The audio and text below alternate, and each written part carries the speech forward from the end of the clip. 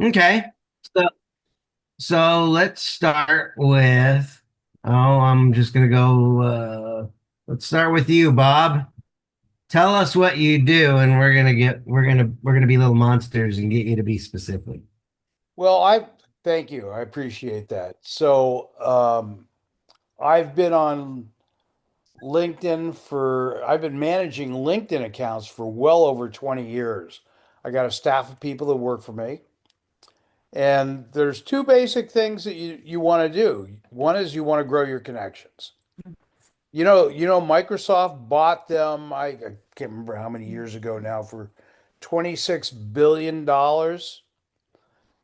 Uh, and I went back probably well over a year ago, and I looked at their valuation, and it was up to $33 billion.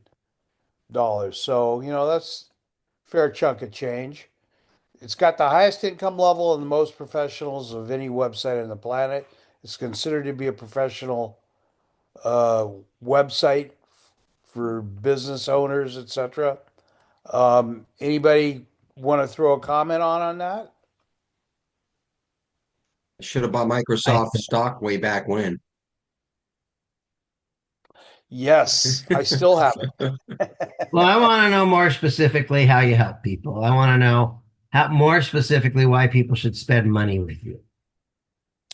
Well, number one, we put people through an interview process of finding out who they think they should meet. They don't always have all the right answers. I find that communication is nine-tenths of the law, and when you come up with you're bouncing ideas back and forth, it kind of redoes the brain, So what you think you want and where you think you should be heading are two different things, right? Yeah. So by figuring that out, um, then it gives you an opportunity. Well, Joe, you're a great example. Um, we've been doing work for you. Yeah. Who do you want to meet? I want to meet entrepreneurs that are hungry to grow their business. I want to meet people who are humble enough to ask for expert guidance. I want to work with people who happily and easily pay my fees. I want to work with people that want to get better at lead generation, and I want to work with people who want to improve their message and their marketing and their ability to make money, and not like lip service. I'm looking for people that are genuinely hungry, not the people that say, "Well, I want to do it," but they won't get the coaching, or they won't show up, or they won't implement. So I'm also looking for people that are not dipping their toes in the water. I want to work with people who want to make waves. It's by asking questions, isn't it? If you don't ask questions, then people typically, I mention this all the time, people think with television. And it's thinking outside of that box that's really going to help you get a better understanding. And that's what you do for a living, I do. right? That's the key to life. Yeah, I like to work with people that okay, so all right, let's go on to the next person. So Bill Schweber, what do you do? I'm a comedian and this is my stage. I'm an IT data forensic specialist. I work on litigation cases where money has been stolen, so you're being sued. Whichever side of the fence you're on, it doesn't make a difference. I've worked on billion-dollar cases. I've worked on $100 million cases. I've worked on divorce cases as long as one of the parties is a billionaire. That's okay too. But if you're not, it's not worth your effort. Okay, Bill, IT forensic specialist. Can you talk to me like I'm a 5-year-old? Did you have your breakfast today, Joe? Did I have my breakfast? All right. Okay, aside. I take a mountain of data and find the smoking gun or the needle in the haystack in that mountain of data. and organize it. Or if you lost a lot of money, I track it through the paperwork. I usually work with a forensic accountant, although in some cases I work directly for an attorney who's preparing for an e-discovery project, and they don't want to give everything to the other side. Only what they have to. Does everybody know what a forensic accountant is? I don't. Okay, forensic accountants, they organize and look in the book. I'll give you the perfect example. Okay? Client called me up and said we're in trouble. Small division of a major public company that was being sued handed over their general ledger to the other side, along with a whole bunch of documentation, including a list of write-offs of equipment that they had to throw in the garbage. $20 million worth of equipment. Remember, small division, big company, $20 million is nothing. It's like pocket change. Problem was, it wasn't in the general ledger. General ledger had 10 million detailed transactions. They said, Bill, find this 20 million in here. Otherwise, we are in trouble because we'll have to give the other side anything they want because they'll threaten to open the books for the entire corporation. I'm going fast. Anybody stop me who doesn't Let me understand? let me rephrase this. So I think I understand. If I'm a business owner, it's like I think somebody's ripping me off, but I don't know where. Can you go through my accounting and figure it out, Bill? Much easier than that. Watch the movie The Accountant. Which movie? The accountant. The Accountant. Yeah, right. Do they get out the machine guns? Something like that. I also run a networking group that is mostly attorneys and accountants and anybody who services that particular industries. And we're looking to get business for our members. Does everybody understand what Bill does? Any other questions? So, Bill, what you do is you network with people, you help them from being robbed or stolen. And how do you get customers is through your own networking group of attorneys, and what do you give them for networking with each other? That's They it? me. They pay No, you to be part of a networking group. they because we put on events that help them get business. Okay, so your mainstay of income is that you put on events and attorneys and Oh, no, no, no, no. That's a hobby. You know the difference between a hobby and a business? A hobby is where you don't make any money on it. I don't make any money on the networking group. It's a nonprofit group. I usually get one client or two clients a year, which is fine. I'm semi-retired. That's more than I need. so your networking group is a hobby that makes no money for you, but gives you two clients per year. And with the regular clients you meet through the people you've known in the past, you're able Yes, to help them protect themselves from fraudulent accounting. yes, So you're an inspector, accounting inspector. yeah, something like that. Okay. That's wonderful. I think we know you a little bit better now, Bill. Next person is going to be Phil Wolfstein. Yeah, great. That was really some good insight in Bill into what Bill does there. I'm Phil Wolfstein. I'm a certified business broker with Zoom Business Brokers. And what I do is I help business owners find qualified buyers for their business. I'm a business intermediary, helping a business owner and seller first and foremost determine what's the value of this arm's length, what's my business worth to a qualified buyer on today's market, not an appraiser or a certified appraiser, but able to do a broker opinion of value to get to that point. What's the valuation of the business, and that then becomes either a basis for a listing, and then writing that up, marketing the business, taking it to qualified buyers, or finding and locating qualified buyers. I'm sorry, and going through then writing up an offer, due diligence into conditions released, and then into an escrow may or may not involve building or property along with the sale of that. And as you can tell from that whole explanation, selling a business is a process. It's not an event. and it typically takes 7 to 9 months, and it always involves a team of professionals. I'm part of a team in doing this, working with on the front side with business advisors, business coaches, CPAs, and tax advisors. When you get into the transaction, then of course working with those folks also, but mainly with transactional attorneys, CPAs, and escrow at the end of the transaction.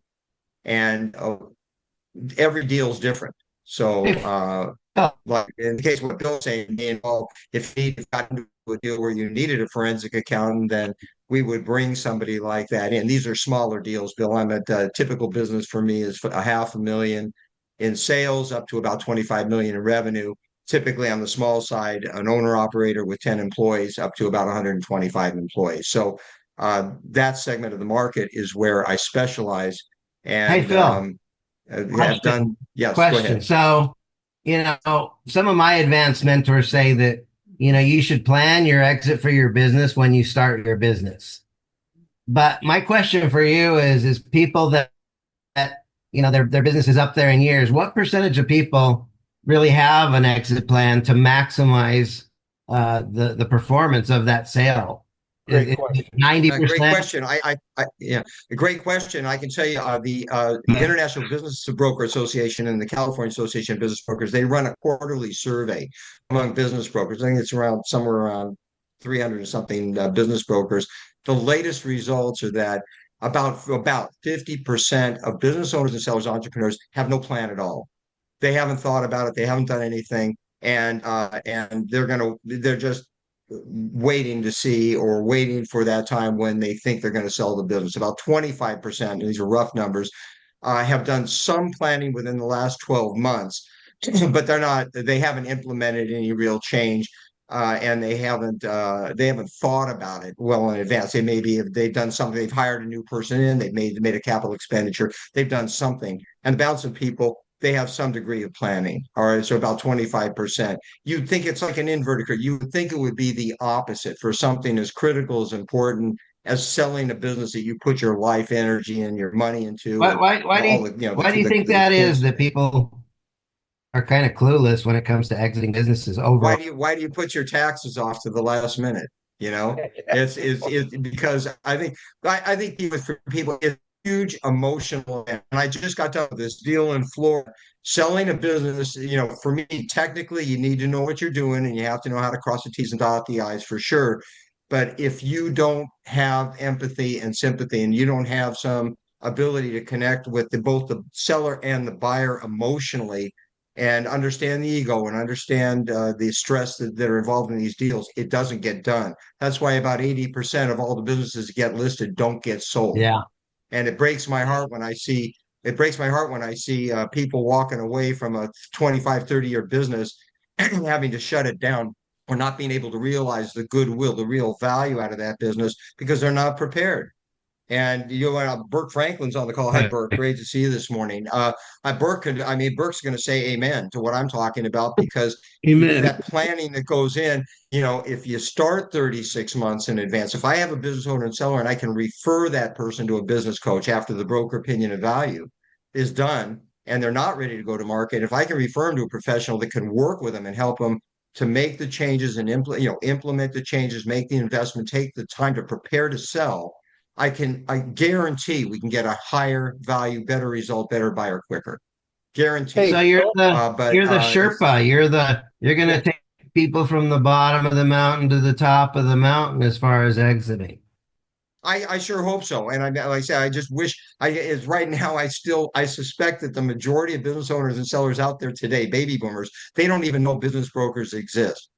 They're working with a CPA, or they're working with their attorneys who are not business brokers. They do not know how to list and sell businesses, but they're working with those folks, and they're acting like they can just somehow magically bring them a buyer. It's not how it works. And so that's why these kind of networking groups and connecting with professionals, working together. I'm just part of a team. I'm the guy that can kind of take that baton and get it from here to there, Yeah, and a very good. successful I have a theory close. there, Phil and Joe. Part of it is I think a lot of these people are in complete denial of their own mortality. We're going to live Yeah, forever. We're going to do this forever. I don't need to think about it because there's plenty of time left. And the same thing with living trusts and wills and things that because to do that, you have to stare it in the eye and say, okay, I'm going to croak here and I need to deal with it. And Yeah. I don't want to do And it. I talk don't to mind somebody dying. who knows what you're doing. I don't mind dying. I just don't want to be there when it happens. Yeah, right. And like Yogi Berra says, go to other people's funerals because you want them to come to yours. That's funny. All right, I think that was a pretty good intro. And I again, love you it. know what? Everybody put your contact information in the chat. Reach out to Bob and Bill and Phil. We're going to get around to everybody in the room. Burke is a featured speaker, so when he comes, he'll have a little bit more time. But let's bounce down to Mika. Tell us about your business, and we're going to interrogate you to get more specific. More, I am in the financial service and insurance industry, and I am a business consultant, mostly for small and medium-sized business, doing structuring. A lot of people come to me for money and setting up retirements, and some of the stuff that Phil mentioned about helping them to structure for acquisitions or to eventually sell their businesses. Okay. Any questions for Mika? Where are you out of, Mika? I travel a lot. One of my home ports is Monterey Peninsula in California, and I also one of my Beautiful up there. is Sioux Falls, South Dakota. But I travel a lot. Any particular industry that you specialize in? No, actually, a lot of different sectors. It could be tech, it could be nuclear. Some right now, and I got there's like a cocktail business that's needing structure and funding, a cannabis business here in California. So it could be across the board. It just depends on what my lenders or my private investors are interested in. So you set up the corporation or the entity, and then Structure with that just depends on where they're at. Most of the people who come to me, like Phil was mentioning, some of them they have, and also too, I mean, I've been a self-employed person for years, entrepreneur for years, and a lot of things that should be structured for funding and for growth isn't in place. They already have sometimes, a lot of times, the LLCs, but they don't have the other paperwork, the banking, you name it, whatever foundational stuff that the lenders are looking for to see if this business is going to be sustainable. A lot of times that's not in place. We can help structure all of that to make sure that they get funded and so they can move to the next stage of growth. so it sounds like you set up the corporation and that stuff, but you also it sounds like you package people up with a business plan and things to help them get funded. Is that That's part of it. That's part of it. Like I said, it's very customized because so many businesses are coming in so many different levels. It's not like all of them are just starting out, but some of them are in that stage where they've already got funding, but now they're past the preceding and they're ready for the next level. But still, there's other levels that has to be put in place for them to get the funding that they want and stuff, or even just partnering. So, for instance, we have also different companies that will come and we could see that this other company would help that business to grow or partner with them. So we can work with that too to set up those partnerships as well. Mika, if you're not already talking to Burke or connected with Burke, it sounds to me like you two would have an awful lot in common in terms of like Burke's got the whole wealth of formats and templates. Yeah, that might be a great resource for you. You guys ought to connect, I think. Yeah, good program. Thanks, Bill. Yeah, happy to. any other Is there any other services you provide above and beyond what you've verbalized here, Mika? Because yeah, I have a really good knack for looking at a business and seeing different ways that they can build passive income, multiple streams of revenue that they probably didn't see in their business. I'm naturally good at that. And like I said, I probably because I've been a self-employed and been an entrepreneur for years myself. Well, I'm a marketing consultant myself. I would love to do a one-on-one with you. I put my scheduler in the chat. Mika, where are you out of? She said Right now in Monterey. California, but I travel a lot. I don't have like I said, my home port right now, I've been traveling since 2021. But mainly it's Monterey Peninsula or Sioux Falls, South Dakota, but I go to different places. I would Correct. say, of all the places I've traveled to, Monterey is one of the most beautiful. That is beautiful. Yeah, yeah. Monterey, Big Sur, Carmel, Have you ever just been to South Dakota? I'm sorry. He hasn't been to South Dakota. Oh, Sioux Falls. Yeah, Sioux Falls is nice. But only reason why I am visiting Sioux Falls as much now is because of the traveling. Of South Dakota, you only have to be in that state 1 day every 5 years to call it a residency state. So when I started traveling, when I left California, yeah, me and my husband we did our residency from California to Sioux Falls and well, South Dakota State. And so for tax purposes and for the fact that if you're traveling, it's the perfect state to call your residency state because you only have to be there 1 day every 5 years. Did you meet prospective clients on Zoom? Yes. Yes, definitely. Definitely. Like I said, since I travel, most of my stuff, I've just started to do a little more networking in person, but most of my networking and everything, all of my business has been either by phone, referrals, and meeting people on Zooms. that's awesome. We could probably talk to you for hours, but we want to share the stage with other people. But I think this has been a great opportunity to get to know you better, Mika. Thank you. Yeah, this is my second time coming. I came last week too. All right. So feel free to connect with people and other people. Feel free to connect with Mika. And let's see, who's the next person here? Eileen Dawson. Good morning. Well, Joe, in the spirit of be precise and be quick, I am a personal finance teacher and I help individuals and couples get out of debt, credit cards and student loans and vehicle loans. Where do you meet new people? How do I meet new people? Where? Where? Definitely this group. I would say some of the local chamber groups, some online. I love some of the veteran ones, Bob, that meet online. Yeah, it's kind of in different places, Hey, but Eileen. definitely that one-on-one connection. Eileen, hypothetical question. If you got 1,000 new clients in the next 7 days, what would break first? Me or the clients? Yeah. Yeah. How Fear of success, Joe. Yeah. how many people can you serve at a time?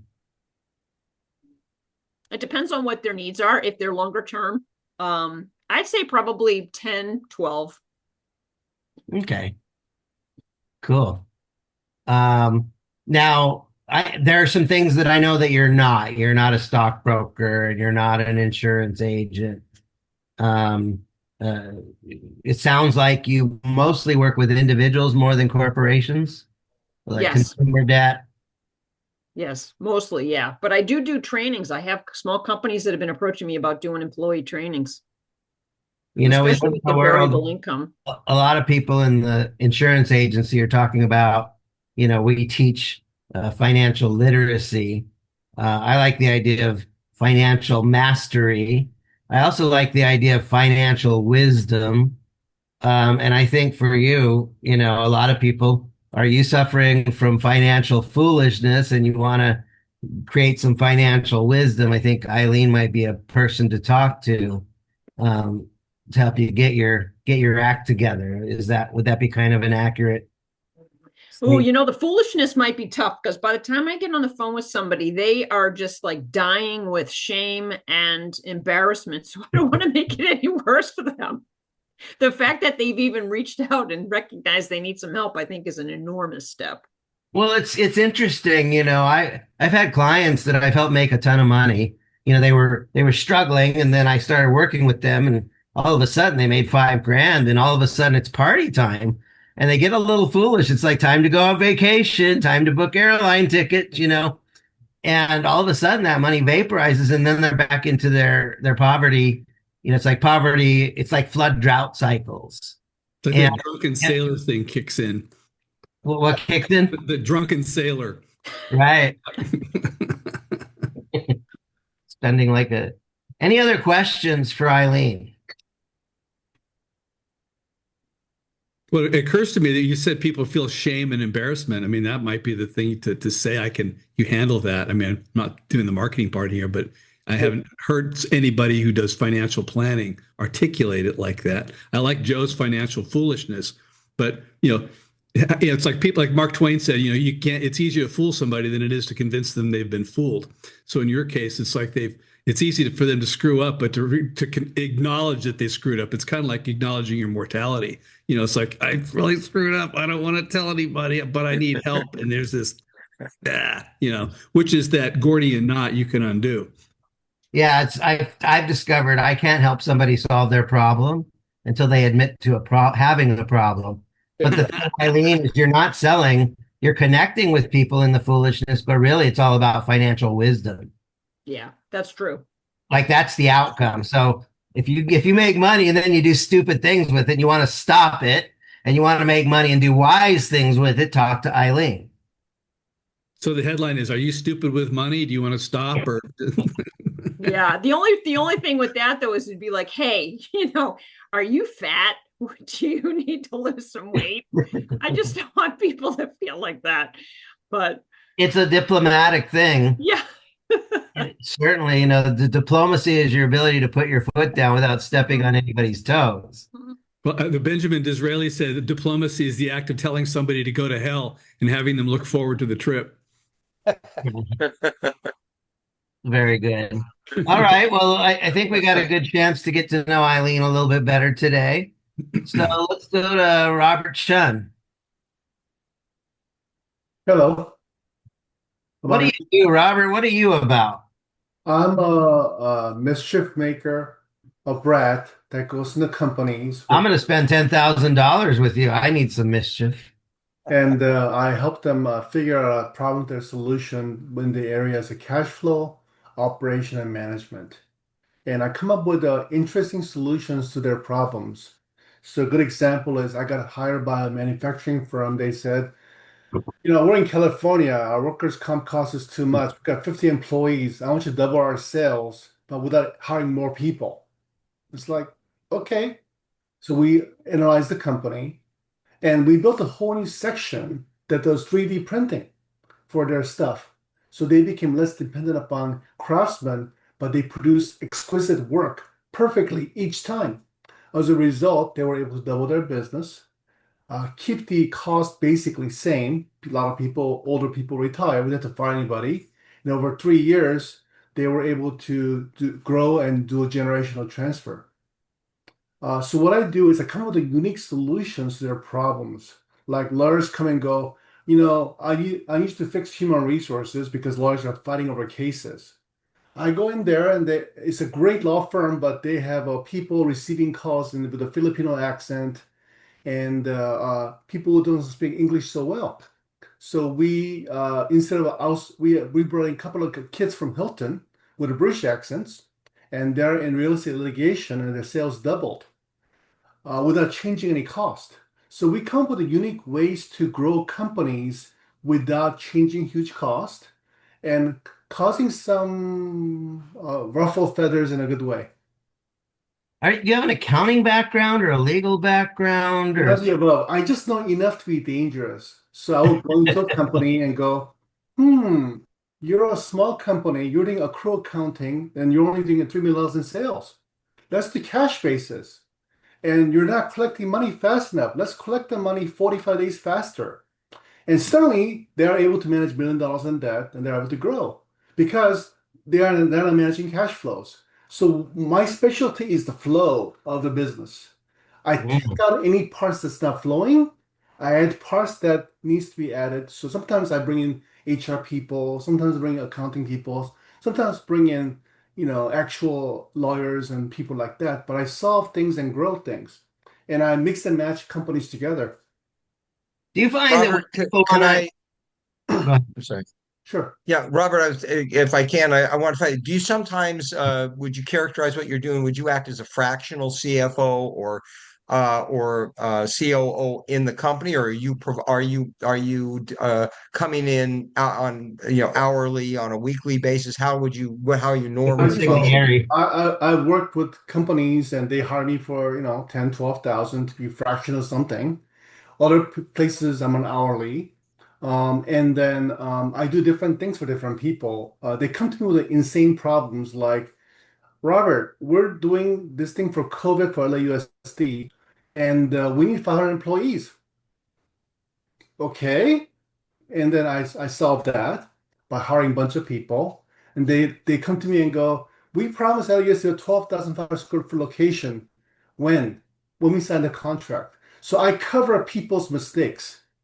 People don't tell me the full truth, and I get to find out their truth and then I make it right. So I'm a fixer, basically. Your business I problem see. solver. Yeah, I'm a business fixer. I fix people's mistakes and make people look great. Years Thank you. ago, I used to consult the owner of BNI and his psychologist, a guy named Doc Barham.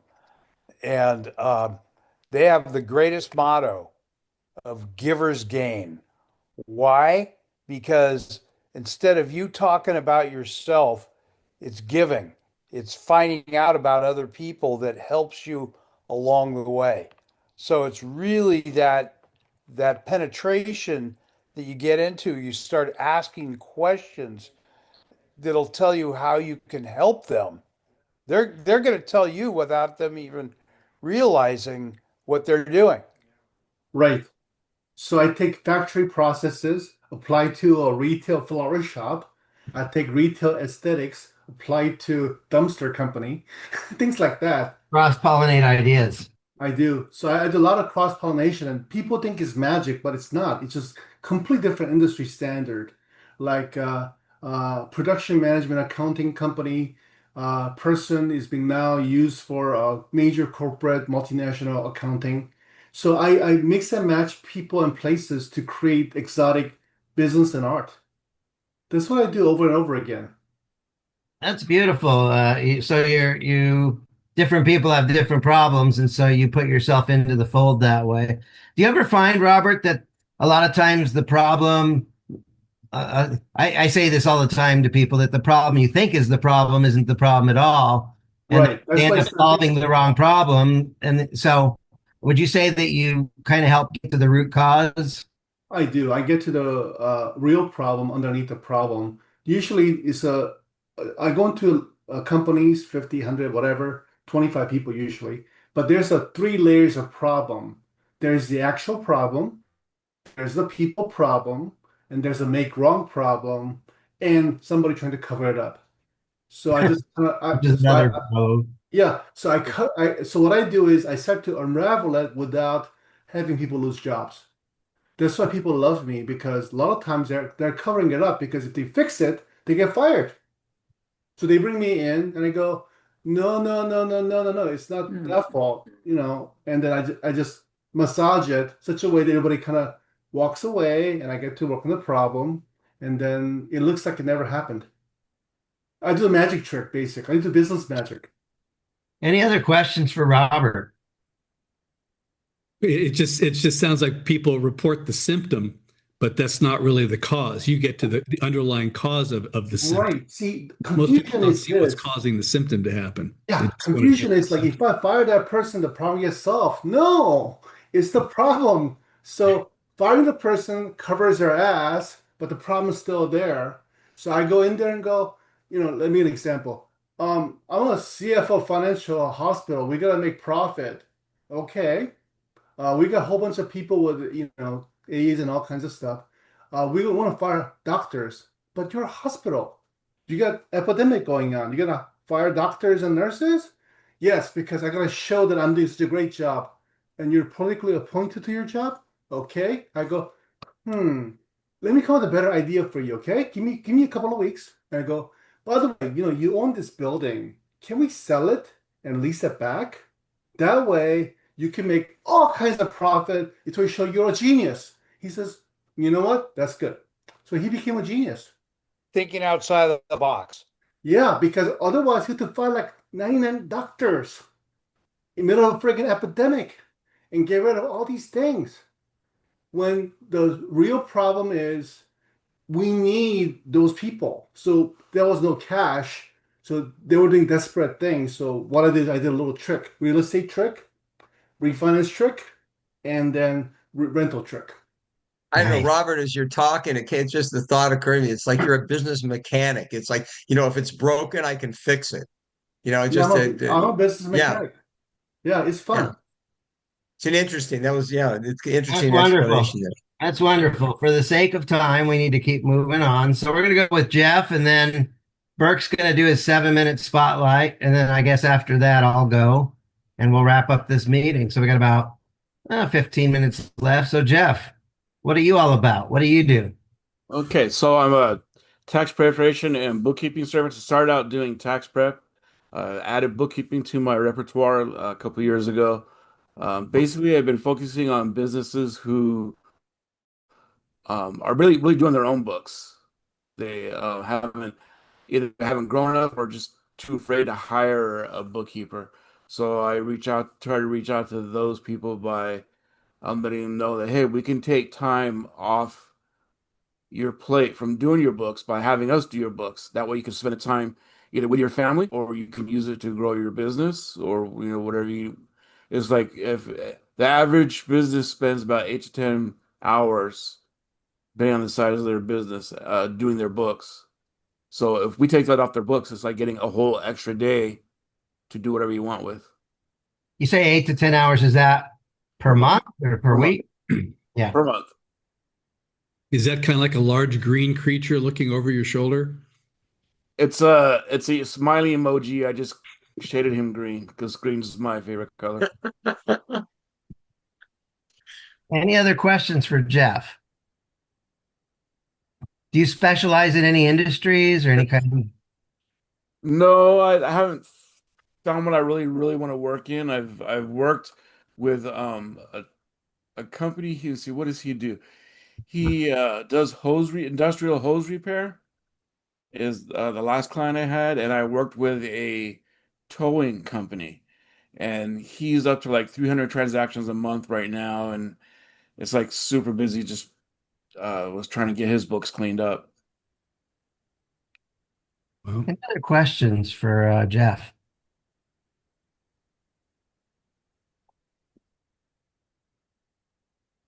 Come on, we got to interrogate him a sounds little. like the towing business is good. I can't imagine doing that business though.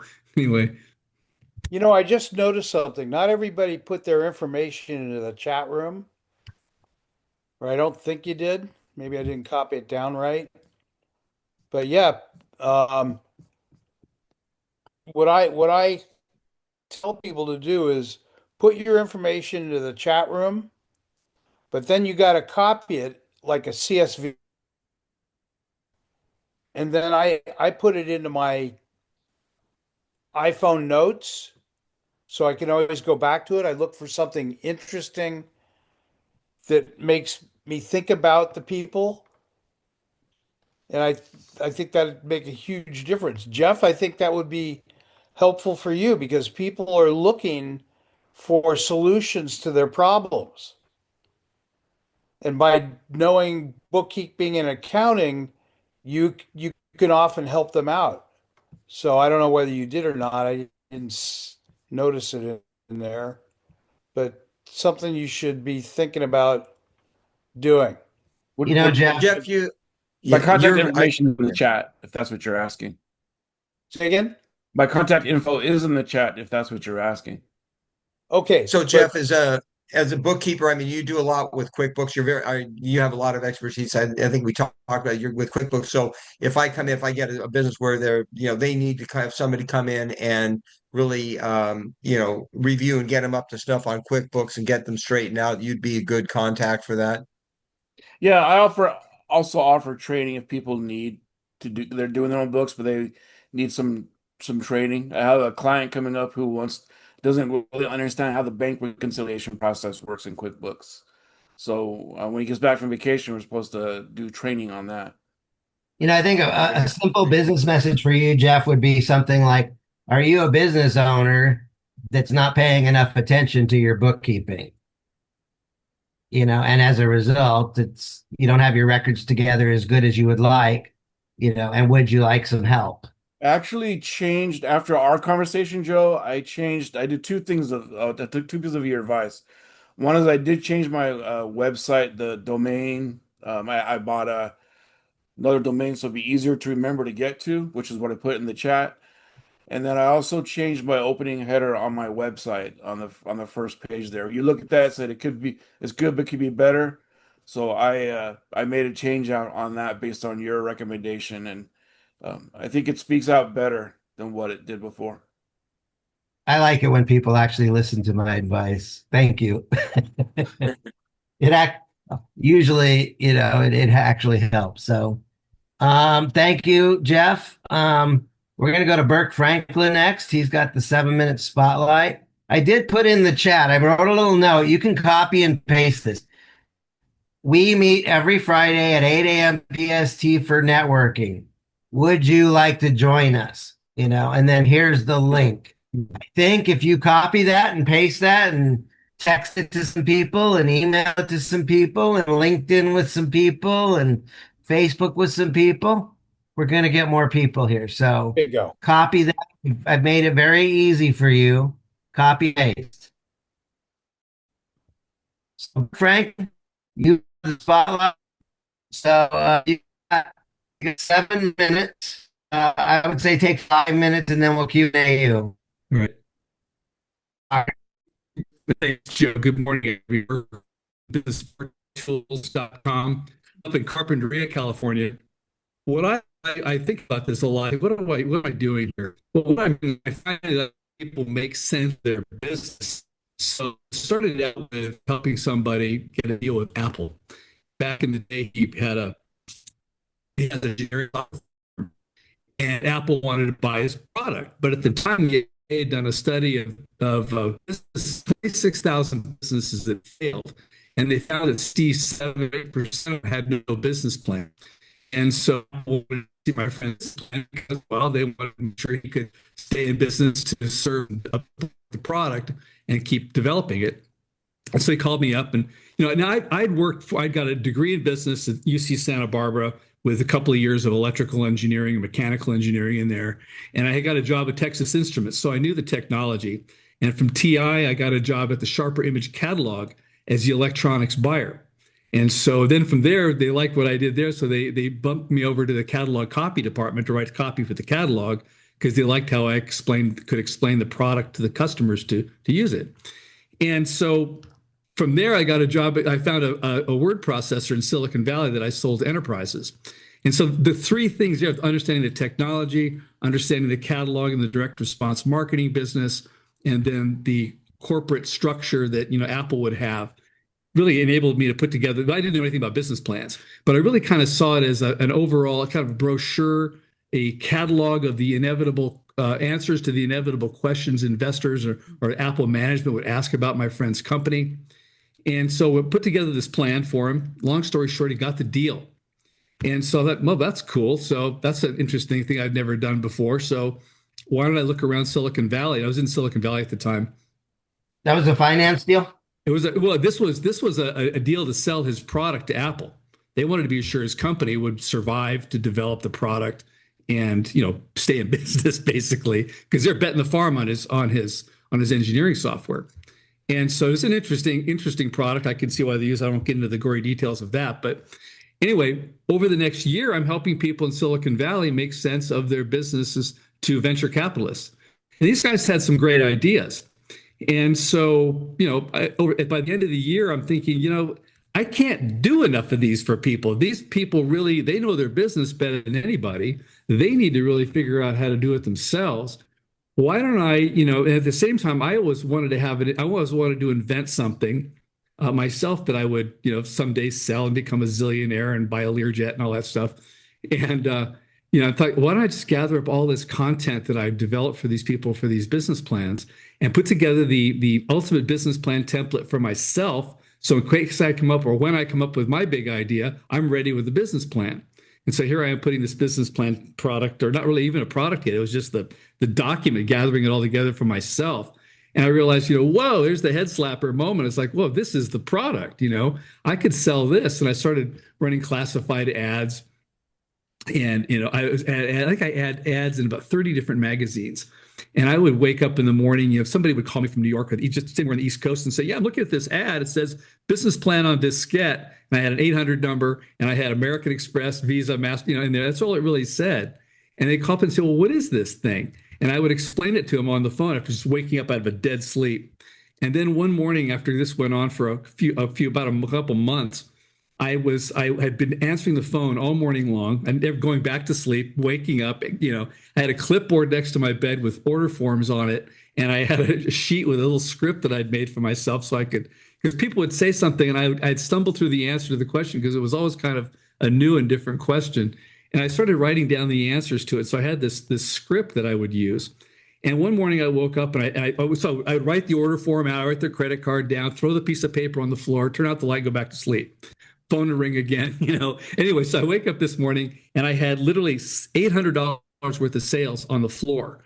And I thought, okay, I'm going to quit my job selling Word, doing other things. I was helping people do, marketing and different kind of just freelance marketing stuff in Silicon Valley. And so I got into the software business selling Biz Plan Builder.